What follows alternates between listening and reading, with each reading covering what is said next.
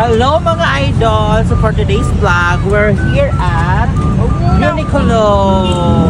Bali ito yung pinaka-bagong open na Uniqlo here at Infinity.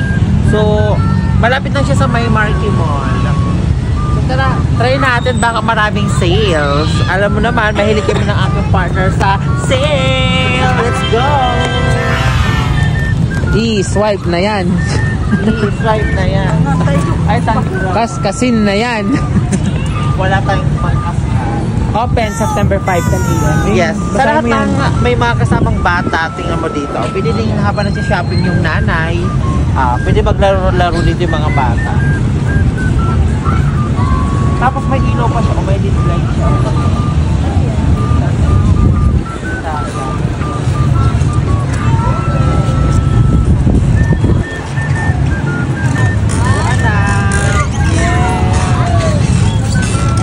Mami, mag-swipe mo ako ng Uniqlo.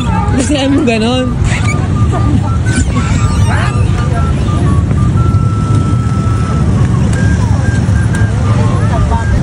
So mga idol, tira mo, malapit lang din siya sa Lantern. Harapan lang siya ng Lantern. Tara, pasok tayo.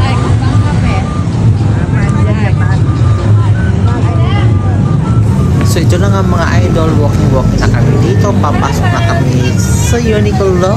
Mali pang pintuan pasukan namin dahil exit pala yun. So dito kami sa may entrance. Actually, dapat bibili kami dito ng uniform namin.